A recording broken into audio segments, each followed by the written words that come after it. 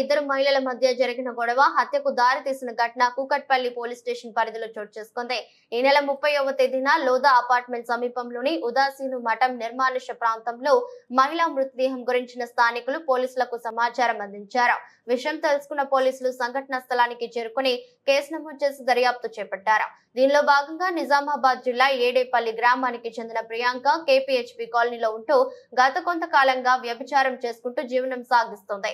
గత నెల రోజుల కిందట జగద్గిరిగుట్ట ఎల్లమ్మ బండలోని ఎన్టీఆర్ నగర్ లో అద్దెకు ఉండే మంజుల అనే మరో మహిళకు తన వెండి పట్టుగొలుసులను మట్టెలను మంజులకు దాచిపెట్టమని ఇచ్చింది.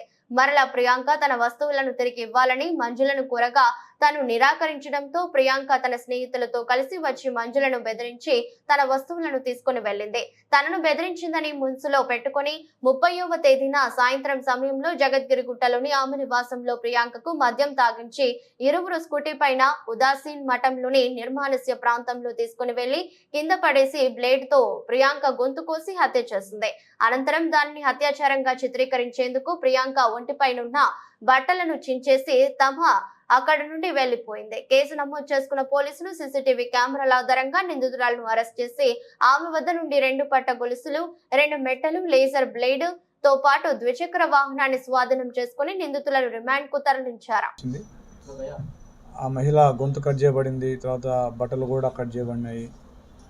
సో క్లియర్ కట్గా హత్య అని తేలడంతో మేము 302 సెక్షన్ రిజిస్టర్ చేసి ఆ కేసుని ఇన్వెస్టిగేట్ స్టార్ట్ చేసినాము. దాంతో మాకు ఆ కేసులో వచ్చిన సమాచారం ఏంటంటే ఆ లేడీ, చనిపోయిన లేడీ ఎవరైతే ఉందో ఆవిడకి 23 ఇయర్స్, ఆవిడ షీజ్ ఎ సెక్స్ వర్కర్. ఆవిడ నిజామాబాద్కు చెందిన వ్యక్తి. నిజామాబాద్ జిల్లా అంబం అనే గ్రామం బోధం దగ్గర ఉంటుంది. అక్కడి నుంచి వచ్చి ఒక 2 months బ్యాక్ హైదరాబాద్ వచ్చింది. వచ్చి కేపీహెచ్బి ఏరియాలో ఉంది.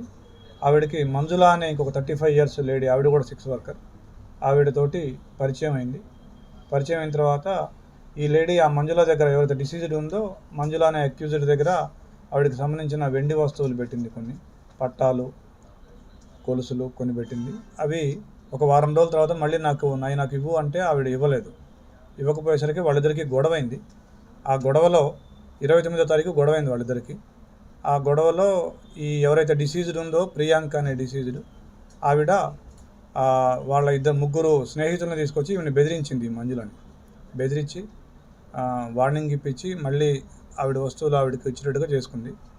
దాంతో ఈ మంజుల ఎవరైతే అక్యూజ్డ్ ఉందో ఆవిడ మనసులో పెట్టుకొని ఆవిడ్ని ఎట్లాగైనా సరే చంపాలని చేసి ఒక ప్లాన్ చేసుకొని 30వ తారీఖు నైట్ 9 గంటల సమయంలో ఆవిడ ఇంటికి తీసుకెళ్ళి ఇద్దరు కలిసి కూర్చొని తాగినారు.